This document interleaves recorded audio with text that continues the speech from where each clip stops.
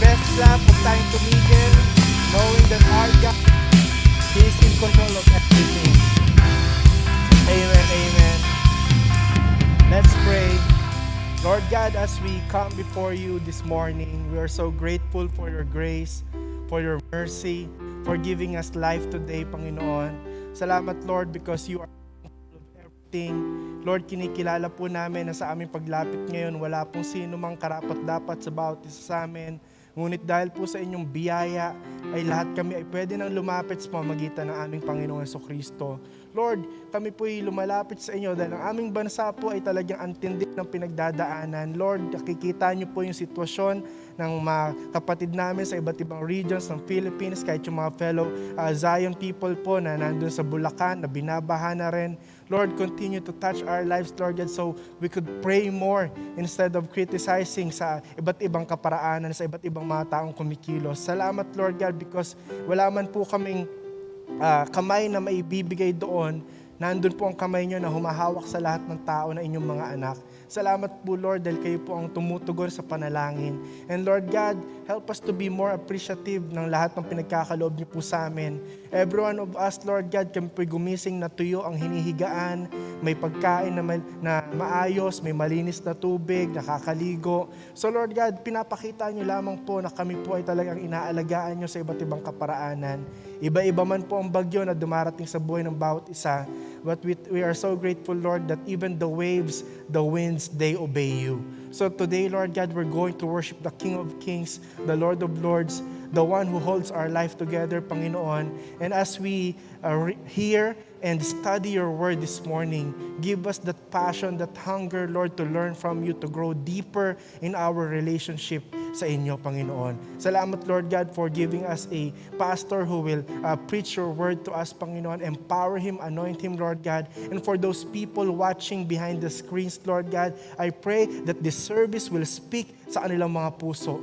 Salamat po, Lord God, sa mga kasamahan din namin na ngayon lang nakapanood, nakasama sa aming pananambahan. Lord God, we know na katatagpuin niyo po lahat ng manonood, ng makikinig ng inyong salita sa umagang ito. Salamat din po, Lord God, because nandito kami ngayon, makikinig, kaya bigyan niyo po kami, Lord God, ng pusong handang maging good steward ng buhay, ng oras na ipinagkaloob niyo po sa amin. Salamat po, Lord God. Ikaw po naghahari, maghahari sa mga susunod na araw at oras. In Jesus' name we pray. Amen at amen. Bakit di po natin palakpakan si Lord ng matindi?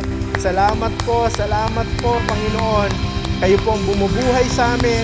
Kayo po nagpapalakas sa amin. Kayo po nagpapagaling sa amin. Nagpo-provide ng aming pangailangan. Nagpo-protekta sa amin mula sa pandemic. At nagbibigay sa amin ng bagong appreciation sa buhay. Amen at amen at amen. Tayo po ngayon ay makakapakinig ng salita ng Panginoon. Sino excited na? Alam ko lahat tayo excited. So welcome po natin ang salita ng Panginoon through our Bishop Eli Mercado. Amen. Praise the Lord. Bless His holy name. It is always good to be standing or sitting in the presence of the Lord, to sing His praise, to pray to Him, and to be welcomed by no other than the Lord Jesus Christ who is among His people. Purihin po ang Panginoon. Naku, grabe po ang pinagdaanan natin. Dumating na si Kinta, si Rolly, si Sioni, si Tonyo, at pagkatapos si Ulysses. Yan ay naganap sa gitna ng pandemya. Pero alam nyo, natuloy pa rin ang birthday ko. Napakabuti ng Panginoon. Binigyan niya ako ng 70 years sa mundong ito. At ngayon ay patuloy akong nakakapaglingkod sa Kanya. Praise the Lord! Praise the Lord! Tayo po ipupunta dadako sa isang bagong theme sa pangangaral ng salita ng Diyos. Mula sa winning the applause of Jesus, nagkaroon sa ayon ng isang transition, yung My life is in God's hands. At ngayon po, ay titingnan natin yung a dedicated life. Isang hamon para magkaroon tayo ng deeper dedication to our God. Pag-aaralan po natin ngayong linggo at susunod na mga linggo yung Romans chapter 12. Pero ngayon po, ang titingnan lang natin ay ang Romans chapter 12 verse 1. Ganito pong sinasabi sa NIV ng Romans 12 verse 1. Therefore, I urge you, brothers and sisters, in view of God's mercy, to offer your bodies as a living sacrifice, holy and pleasing to God. This is your true and proper worship. This is your true and proper worship. Inihiling namin, O Diyos, ng iyong Holy Spirit, ang magbigay liwanag sa amin, manguna sa amin, at tunay naming maparangalan at masunod ang iyong salita na ibinigay mo sa amin. May the Lord Jesus be made famous sa magitan po ng aming pagtanggap ng iyong salita at sa pangangaral nito in Jesus' name. Amen. Portrait of a dedicated life. Iyon po ang ating pinaka-theme. At ang katanungan po na nais kong tingnan natin sa Tagalog ay ano ang larawan ng isang buhay na inihandog sa Diyos? Ano bang itsura ng isang buhay na inihandog sa Diyos? How do you describe it? Meron po tayong tatlong bibigyang diin bilang katugunan. Magkaka-related po lahat ito kasi galing sa isang verse, okay? Una po, ang isang buhay na inihandog sa Diyos ay puspos ng pasalamat. A life full of gratitude to the Lord. At ito po'y buo ang pagkakaloob sa Panginoon. A life fully given to the Lord. At ito'y puno ng pagsamba o paglilingkod. A life of full service to the Lord. Una po, ano bang mukha? Ano bang itsura ng isang buhay? Ano bang larawan ng isang buhay na inihandog sa Panginoon? Yun bang napakasiglang umawit? Yun bang sa lahat ng gawain ay nandoon? Yun bang napakalakas magbigay ng offering? Yun bang involved sa ganito at saka sa ganoong bagay? Lahat yun po importante. Pero madidisappoint po kayo sapagkat hindi po yun ang ibig sabihin natin sa umagang ito o sa araw na ito.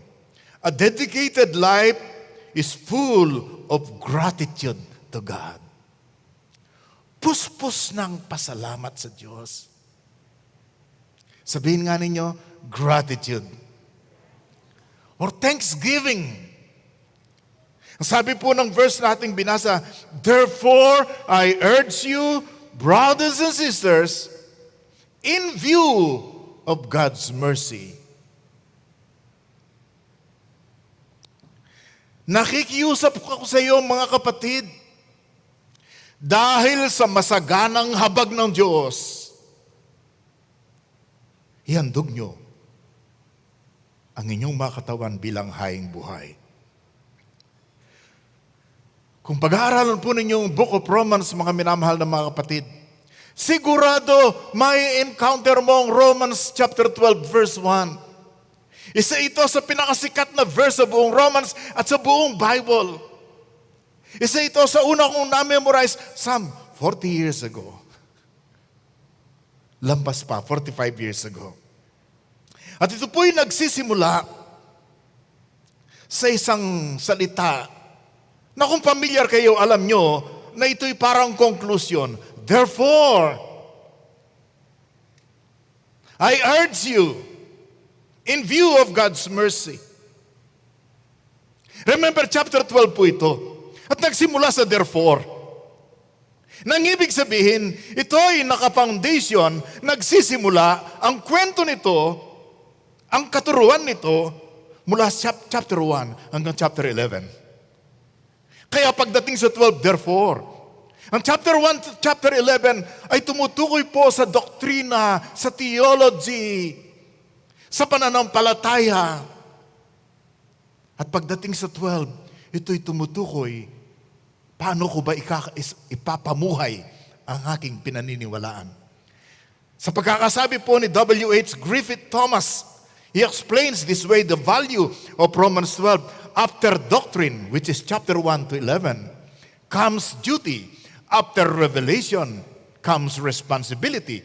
After principles comes our practice. And after belief comes behavior. After creed comes conduct.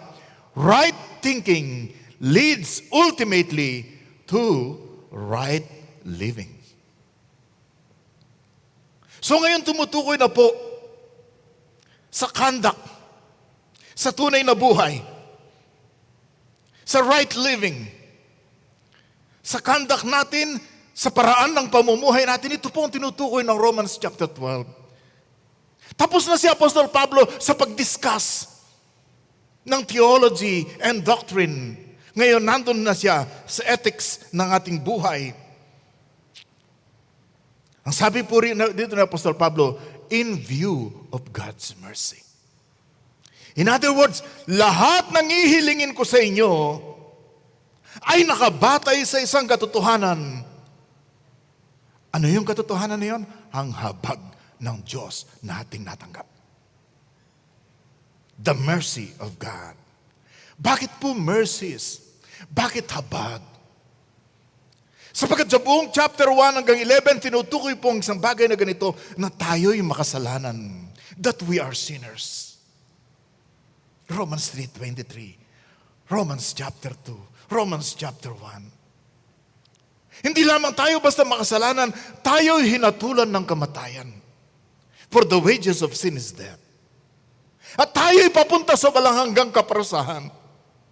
Na tayo'y papuntang impyerno. Pero tayo'y minahal ng Diyos. Pinakita ng Diyos ang kanyang pag-ibig sa atin nung tayo'y makasalanan pa. Si Kristo'y namatay para sa atin. At dahil sa pag-ibig ng Diyos, si Kristo ay namatay para sa ating kasalanan. Siya ang perfect sacrifice. Ang ganap, karapat-dapat na talagang maging magpapalubog sa galit ng Diyos. At sa magitan ng ating pananampalataya kay Jesus, tayo po ay pinawalang sala. Tayo'y tinubos. Tayo'y binigyan ng buhay na walang hanggan. Tayo'y iniligtas sa magitan ng ating pananampalataya. Sa magitan ng ating pananampalataya, tayo'y naging anak ng Diyos. Amen? Palakpakan po natin ng Panginoon. Come on. Alam nyo na to eh. I know you already know this, but sometimes, hindi na tayo na-excite pag alam na natin na tayong mga makasalanan na papuntang impyerno, minahal ng Diyos, tinubos sa kasalanan, ginawang anak niya, tapos ginawa tayong templo ng Espiritu Santo. Matindi ang ginawa ng ating Panginoon. And of course, pagdating sa chapter 9, chapter 11, tinutukoy, ano bang gagawin ng Diyos sa mga Hudyo? At itong bagay pong ito, na tayo'y pinatawad, na tayo'y inaring ganap o pinawalang sala, na tayo'y ginawang anak ng Diyos, na tayo'y binigyan ng lugar sa langit, ito po'y hindi gawa ng tao. Hindi po ito relihiyon. Ito'y habag ng Diyos. Ito'y grace ng Panginoon. Ito'y regalo ng Diyos. Ito pong, isa sa preacher na gustong-gusto ko po ay si Paul Washer. Napakatindi po niya kung magsalita. Very radical ang kanyang interpretation na limbawa ng gospel. Ano pong sabi ni Paul Washer? Tanggapin po natin ito bilang salita ng Panginoon. The cross is not a sign of our great worth, but of our great depravity. Ang krus ay hindi po tanda na tayo'y karapat-dapat. Ang krus ay tanda ng ating pagiging matinding makasalanan. That we were so evil that the only way we could be saved is by God's Son being crushed under the full force of God's wrath that was due to us. Grabe ang ating kasalanan ng tanging paraan na ikaw at ako'y maliligtas ay yung ang anak ng Diyos na walang kasalanan, tatanggapin niya ang buong bigat ng kaparusahan na dapat tayong tumanggap. Siya winasak ang kanyang katawan, namatay. Hindi dahil siya ay nagkulang o nagkasala, kundi para matubos ka sa isang kasalanan na hindi mo kayang bayaran. Therefore, ang sabi po niya, in view of God's mercy. Bakit ko po sinabing dapat anumang paghahandog sa Diyos ay dapat magsimula sa isang pusong mapagpasalamat? Kasi pag hindi mo kinilala na nandyan ka ngayon, na naligtas ka, dahil sa biyaya at dahil sa habag ng Panginoon, hindi ka po magiging mapagpasalamat. In view of God's mercy, it is a recognition and a deep realization na lahat ng mga tanggap natin, katubusan, kapatawaran, buhay na walang hanggan, kaligtasan, pagiging anak ng Diyos, ang magandang buhay, pagiging templo ng Espiritu Santo, ang papunta tayo ng langit, lahat yan na natanggap natin, ay dapat ma-realize natin na yan ay regalo ng Diyos. Hindi sapagkat natanggap mo na karapat-dapat tayo. Hindi po. Regalo yan ng Diyos sa atin. Kaya dapat, pag iniisip natin ang habag ng Diyos, kaibigan, dapat ang isipin mo, laki ng utang na loob mo sa Panginoon. Ang sabi ko nga utang ko sa Kanya ang buong buhay ko. Utang mo sa Kanya ang buong buhay mo.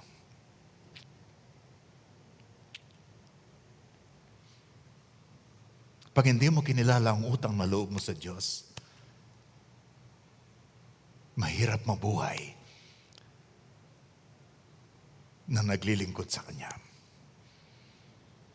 Gusto ko po yung sinabi ni Chuck Swindoll ukol sa pagpapasalamat. Ang sabi po ni Chuck Swindoll, 3 magnificent words that can completely change your perspective.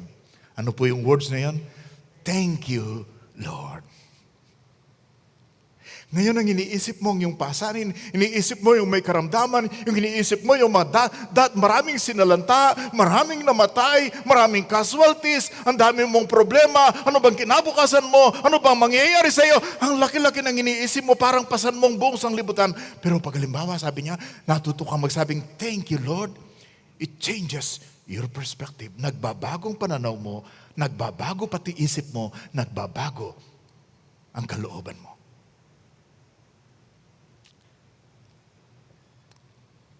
Pwedeng sabihin mo ngayon, thank you, Lord. Come on. Thank you, Lord. Amen. Sabi po sa Romans 12:1 sa The Passion Translation, ang sabi po rito, beloved friends, what should be our proper response to God's marvelous mercies? Ano bang karapat-dapat nating tugon sa kagilag-ilalas na habag ng Diyos? Ang ibig sabihin, gusto niya tingnan mo, ngayong tinanggap mong grabing habag ng Diyos, dapat mapuno ka ng pasasalamat sa Kanya. Sa US po, alam ba niyong Thanksgiving month sa US ay November? At alam ba niyong maraming mga churches na dating connected sa mga American missionaries, ang Thanksgiving nila ay November? If you are from Zion and Leyte, naku, ang dami mong invitation pag Sunday. Thanksgiving nila eh. At sa US, hindi lang Thanksgiving, sa last Thursday ng November, Memorial Day din nila nung isang araw. Inalalang lahat ng sakripisyo ng mga veterans ng digmaan para maging malaya ang United States. So it's supposed to be a Thanksgiving month. Pero alam mo, pag kilala mo ang Panginoon at kung anong ginawa niya para sa iyo, pwede mong masabi every day should be Thanksgiving Day. Maybe in a human way. Gusto ko po itong kwentong nabasa ko ng isang araw.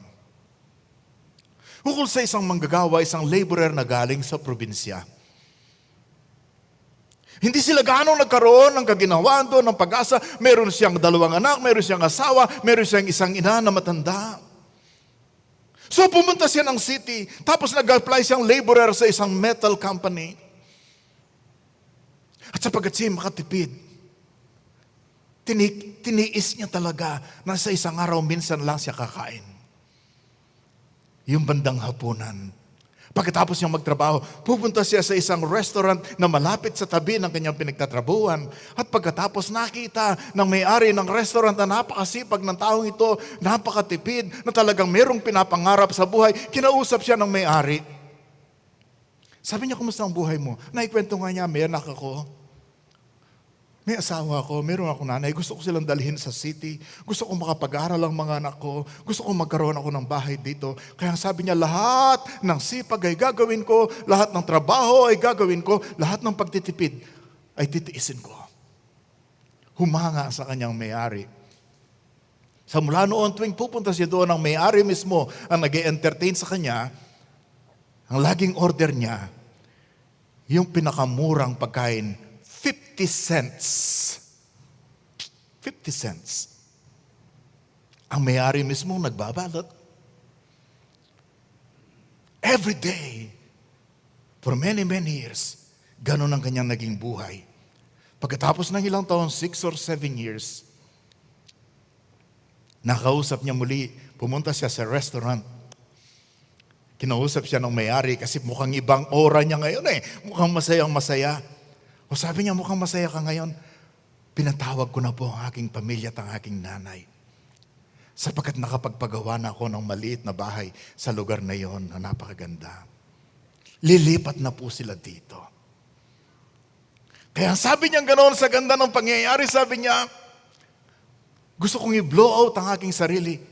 Hindi na yung 50 cents na pagkain ng aking i-order. Yung $5 na food na. Sabi ng may-ari, you deserve that. You must celebrate. So binalot ng may-ari yung $5 na food na yon, at pagkatapos kinuha niya, pumunta siya ng bahay, doon niya kakainin. Nung buksan niya, yung 50 cents food pa rin na ino-order niya for the past many, many years ang nandun. Nagalit siya. Sabi niya, para akong niloko yata ng may-ari. So ang ginawa niya, nagmamadali siyang bumalik. Wala na doon ang may-ari ng restaurant. Tapos nakita niya yung staff. Sabi ganon, nagkamali kayo ng bigay sa akin. Medyo talagang malakas ang loob. Tapos nung tinignan niya, ay hindi po kami nagkamali. Yung binibigay po sa inyo araw-araw na 5 cents, 50 cents ng may-ari, yun po talaga'y $5 ang halaga.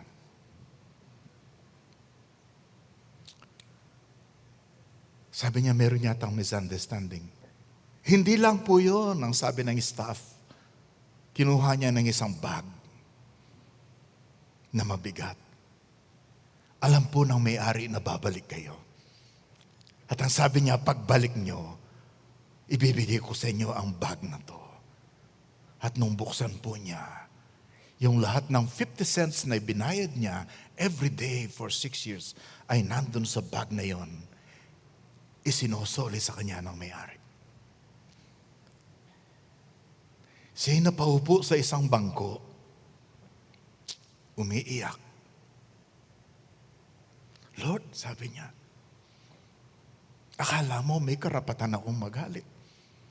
Yung kabutihang ginawa para sa akin ay sinuklian ko po ng suspicion at saka anger. Grabe ang kabutihan sa akin ng taong ito.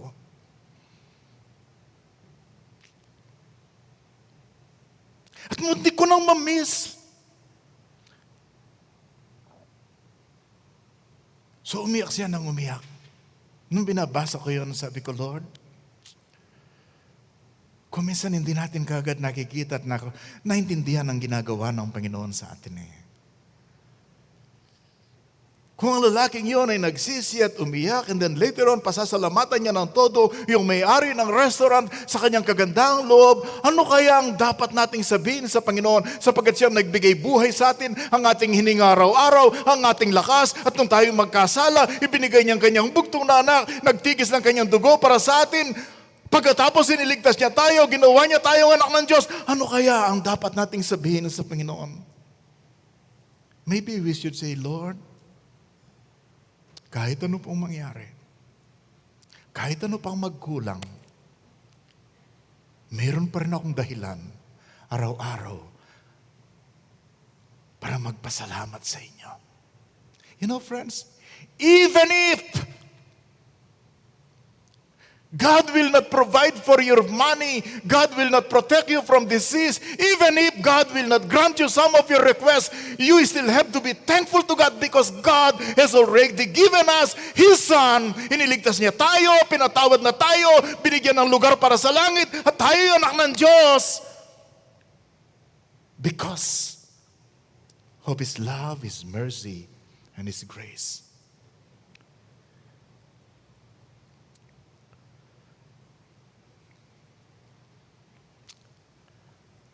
Anong larawan ng isang taong dedicated sa Panginoon? Ang taong ito ay puspos ng pasalamat sa Diyos. This person is filled with gratitude to God. And secondly, a dedicated life is fully given to God. A dedicated life is fully given to God. Ang inihandog na buhay ay buong-buong ipinagkaloob sa Diyos. Therefore, I urge you, brothers and sisters, in view of God's mercy, anong sinabi sa kasunod? To offer your bodies as a living sacrifice, holy and pleasing to God. This is your true and proper worship. This is your true and proper worship. Offer your bodies as a living sacrifice. Ito po isang personal na appeal, pakiusap. I urge you. Sa ibang translation, I appeal to you. Sa contemporary English version, anong sinasabi? I beg you. Medyo kakatwa po yan eh. Dear friends, God is good, so I beg you to offer your bodies. Matindi.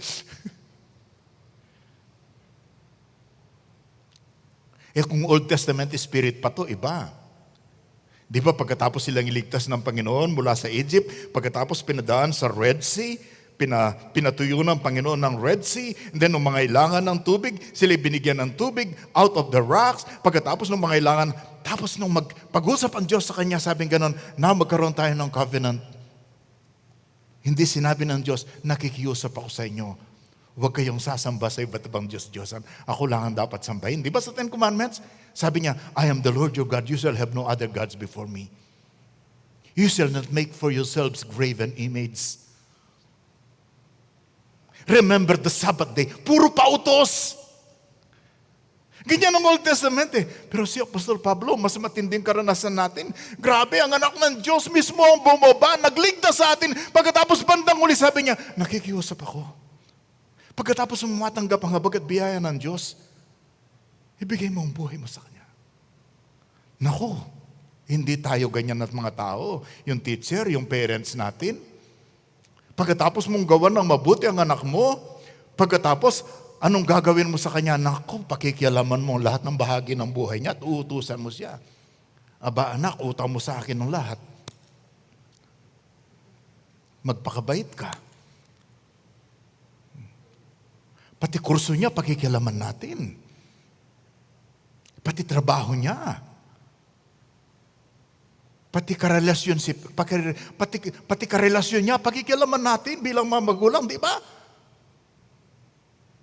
Hello? Hindi tayo makikiusap, uutusan natin yan. Di ba? Pamingalam nga akong magulang eh.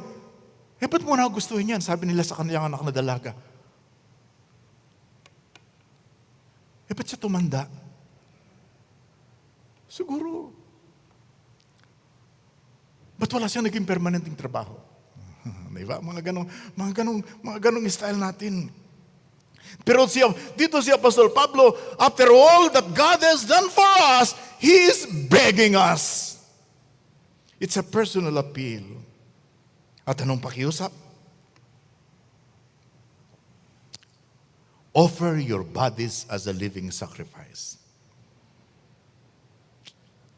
Offer your bodies as a living sacrifice.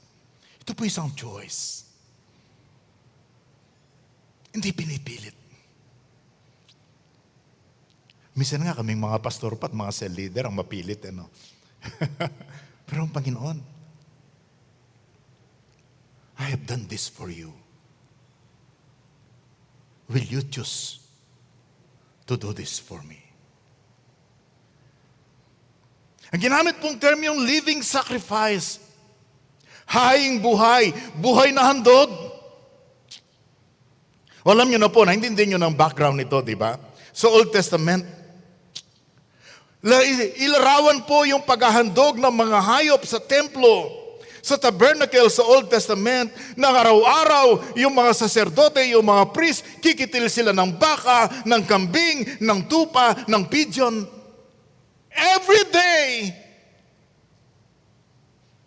papatayin ang mga to. Yung iba'y burned, sacrifice, but lahat ng handog noon ay tinitigis ang dugo,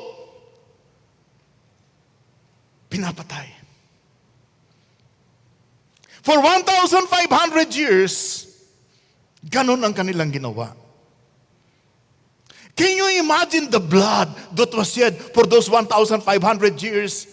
And the thousands and thousands and thousands of sheep and cows and goats and pigeons? Pwede ka na magkaroon ng river of blood. But you know what? That river of blood cannot forgive one person. Pwede lang takpan yun pansamantala, but cannot forgive one person. Sabi po ng salita ng Hebrews 10, it is impossible for the blood of bulls and goats to take away sins. But then, pagdating ng 6 or 4 BC, ipinanganak ang Diyos sa isang sabsaban. At nang siya lumaki, nakita siya ni John the Baptist. At itinuro niya, sabi niya, tingnan niyo, the Lamb of God who takes away the sins of the world. Behold, the Lamb of God who takes away the sins of the world. The Old Testament na pagkitil at pagpatay ng hayop ay natapos na, sapagkat ang ating Panginoong Yesus, siya na ang pinatay, siya na ang nagtigis ng dugo sa krus ng Kalbaryo. Mga minamahal na mga kapatid, tandaan po natin ito. Yung dugong itinigis ng ating Panginoong Yesus sa krus ng Kalbaryo ay dugong sapat para mabayaran, malinis ang lahat ng kasalanan ng mga taong nabuhay sa sanglibutan. The blood of Jesus is enough to forgive us and to cleanse us. The blood of Jesus is enough, satisfying enough, para tayo ay mapatawad. How many of you are satisfied with the blood of the Lord Jesus? Amen. Purihin po ang Panginoon. Anyone, anywhere, anytime, ang sino mang taong lumapit sa ating Panginoong Yesus, siya'y mapapatawad dahil sa dugong kanyang itinigis sa krus ng Kalbaryo. At dahil dito, ang tawag po natin, it is God's mercy. At ang sabi po ni Paul, in view of God's mercy, I am asking you to do this. Ano yon? Offer your bodies as living sacrifice. Offer your bodies as living sacrifice. Mayroon ba kayong napansin? Hindi na sinabing offer your heart or offer your soul. Ang sabi, offer your body.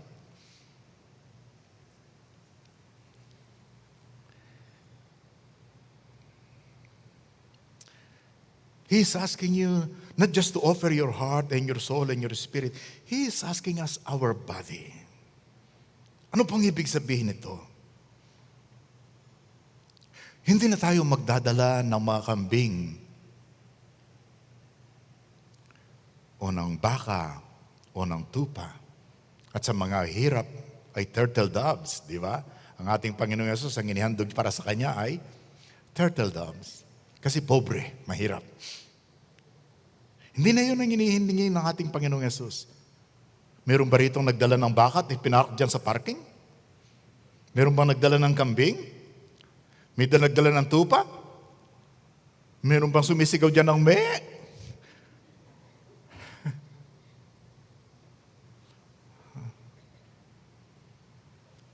Sapagkat hindi yun ang hinihingi ng Panginoon. Ang hinihingi niya ay ang ating katawan.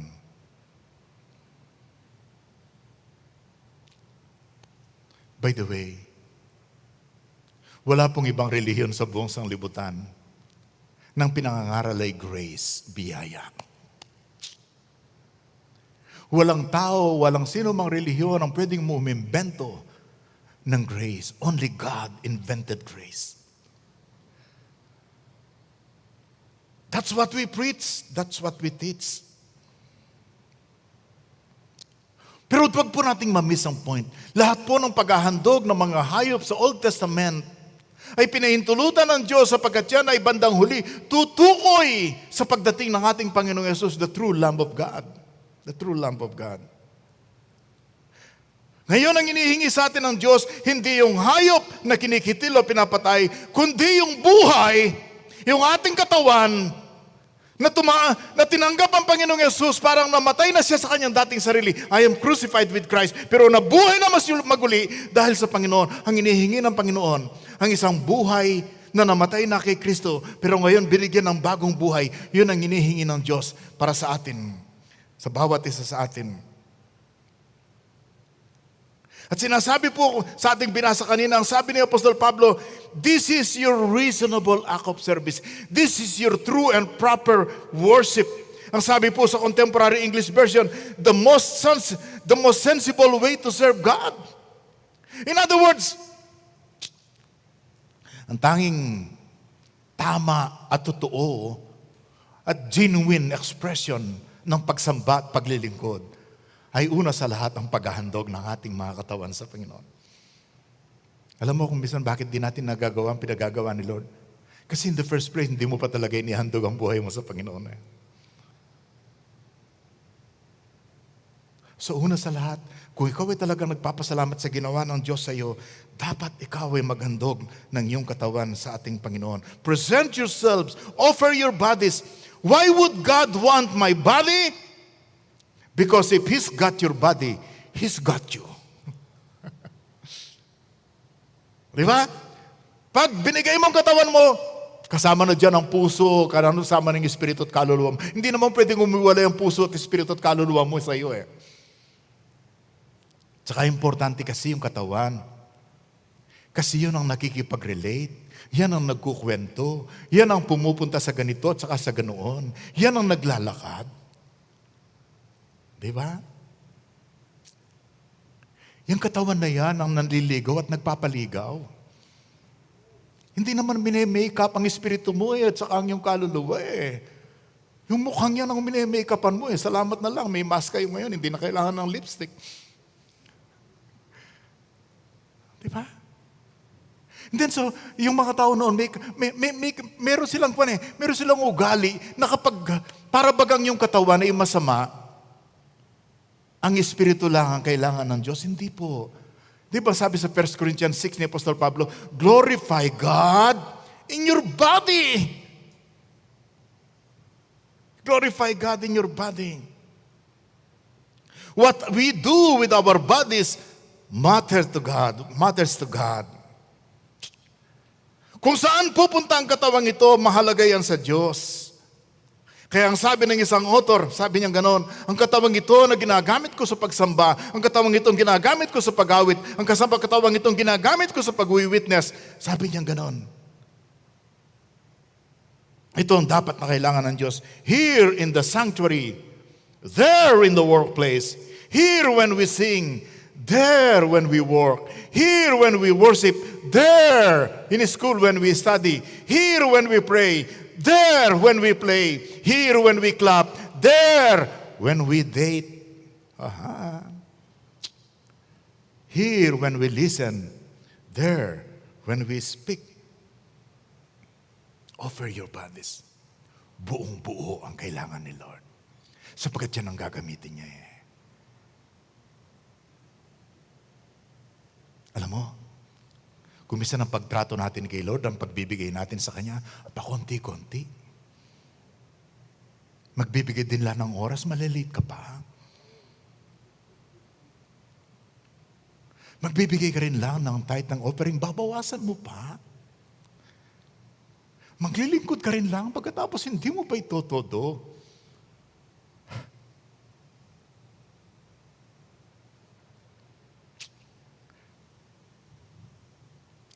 Yun nga ang binibigay mo kay Lord at pagtrato mo kay Lord. I-offer mo yan sa iyong employer. Ilang araw lang wala ka ng trabaho.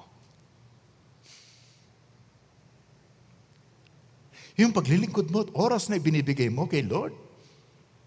Ibigay mo yan sa mga kaibigan mo, ilang araw lang wala ka ng kaibigan.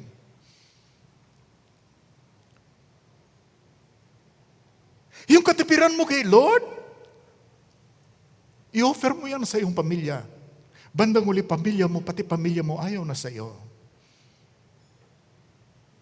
That's why God is asking us, offer your bodies as living sacrifice, buhay. Marunong magpasya, marunong kumilos. Pero merong problema ang nakita si Warren Wiersbe sa word na yon. The problem with the living sacrifice is that it keeps crawling off the altar. Yung buhay na handog, dahil malalakas pa, marunong mag-decide. Kung minsan lalapit tayo sa Panginoon, hinihandog ang buhay, pero bandang uli gusto nating tumakas, gusto nating tumalilis, gusto nating umiwas. No wonder Paul is saying, I beg you, because of the mercies of God, offer your bodies as living sacrifice. And thirdly, a dedicated life is full of service or worship to God. Puspos ito ng pagsamba o paglilingkod sa Panginoon. Kaya ko po ginamit yung worship or service. Sa ibang translation, reasonable worship, reasonable service. Hindi po nila pinaghiwalay. Ganito po ang flow ng argument ni Apostol Pablo. Sabi niya ganoon, sapagat natanggap niyo ang masaganang habag ng Diyos sa pagitan ng krus ni Jesus, sapagat natanggap mo, sabi niya ganoon, sapagat kayo'y naging magkakapatid na sisters and brothers in the family of God, since your life has been utterly transformed by Jesus Christ, there is only one sensible thing for you to do. Meron na nag-iisang makatuwiran at genuine na paraan na dapat mong paglingkod sa Panginoon. Offer your body to God as a living sacrifice upang ang katawan mo ay maging vessel niya sa pagsamba at sa paglilingkod. Meron na ba kayong mga ka-cell group? When I was a young pastor, madalas ko marinig ito eh. Papunta ako ng church. Nilalakad lang noon, nung nasa Leyte ako, papunta ng church. Akyatin yun. Tapos makita ko yung mga member, nakabihis, akala ko pupunta sa church. May mga ibebenta, may bibilihin sa bayan. Market day.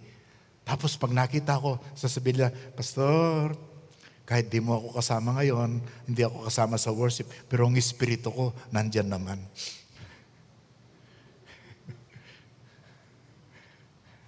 Meron ba kayong mga kasamahan sa cell group nyo na hindi mag-a-attend? Sige, basta ang spirit ko nandyan.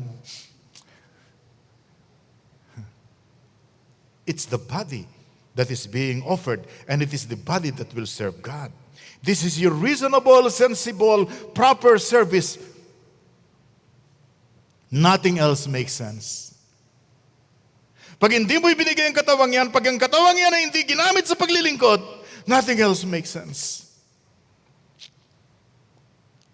God does not like dead animals burning on an altar. He wants His people to be living sacrifices. Ito po ang banal at katanggap-tanggap sa Diyos.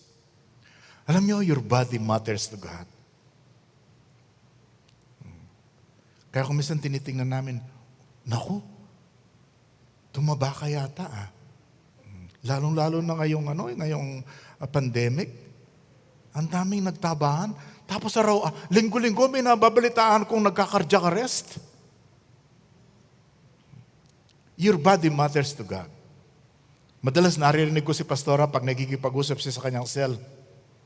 Kaya alam mo naman, pag nasa ilalim ka na ng lupa, hindi na mapupupurihan ng katawan na yon ng Panginoon. Di ba? Your body matters to God. Have you ever thought of it this way? God has no lips except your lips that you dedicated to God. God has no eyes except your eyes that you have dedicated to God. He has no ears except your ears yielded to Him or dedicated to Him. Walang kamay ang Diyos, liban ang kamay na inihandog mo para sa Kanya. Wala siyang paa, liban ang paa na ibinigay mo at inihandog sa Kanya. Sapagkat yung paa na yan, yung dila na yan, yung labi na yan, yung tengang yan, yung matang yan, yan ang titingin, yun ang kakalinga, yun ang magbibigay ng healing, yun ang magbubuhat sa mga taong natutumba. It is your body dedicated to God. That's why it's a good prayer. Yung binanggit ng taong ito, Lord, here are my hands. Lord, here are my lips. Can you read that with me? Lord, here are my eyes. Lord, here are my ears. Lord, here are my feet. Lord, here are the most private parts of my body. Lord, here is my voice. Lord, here I am, Lord. All that I have, I now give to you. Here I am, Lord. All that you gave me, I now give back to you.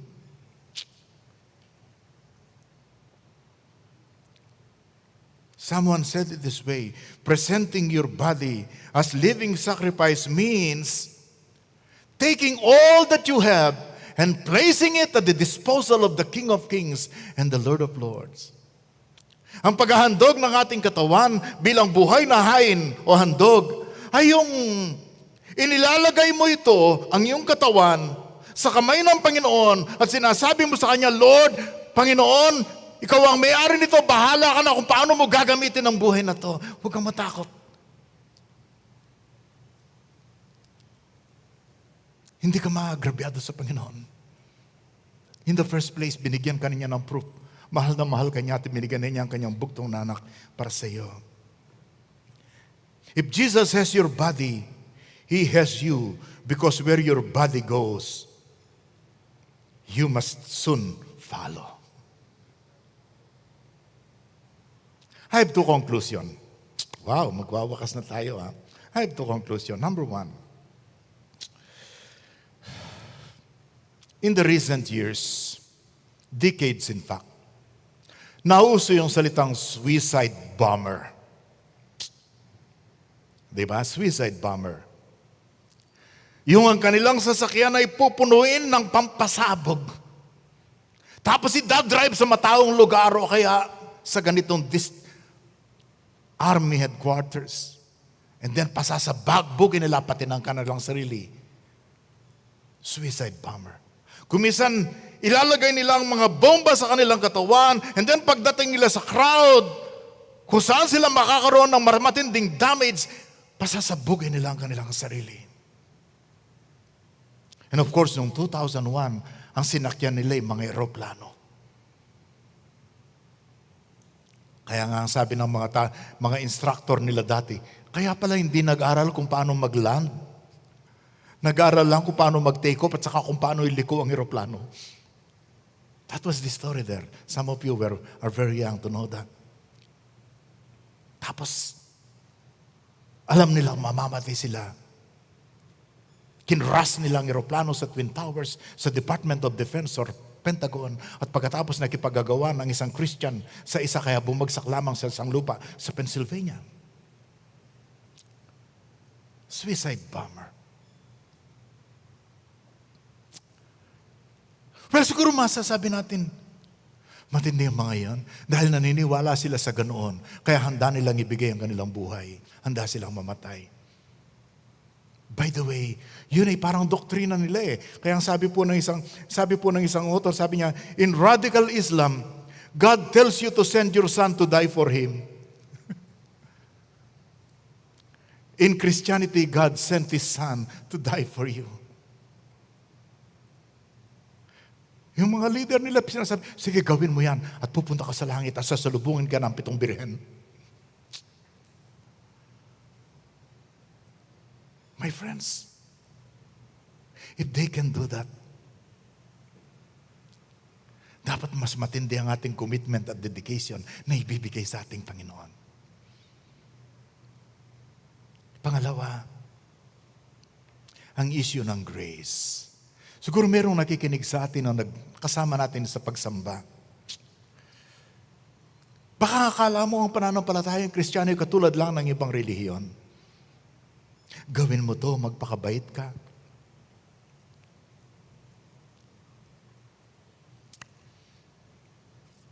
Magbigay ka ng offering, magpakamatay ka sa paglilingkod.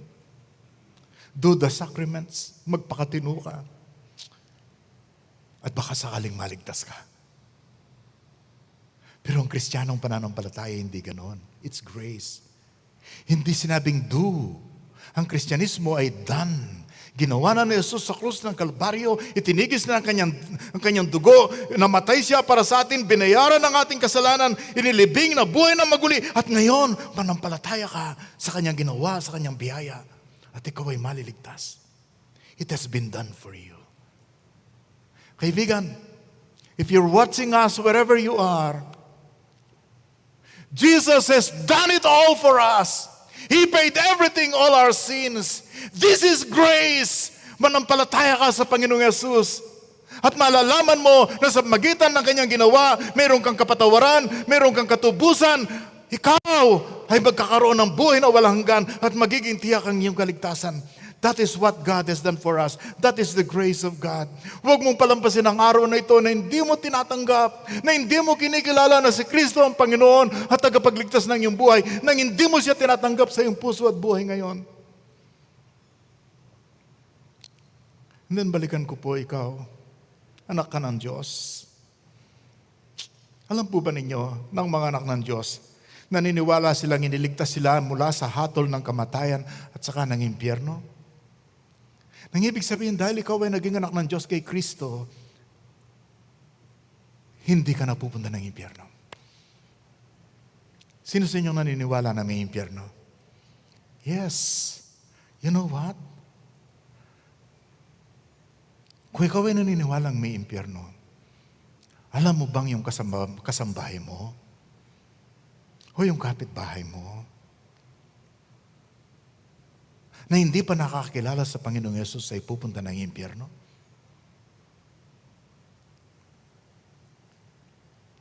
Alam mo ba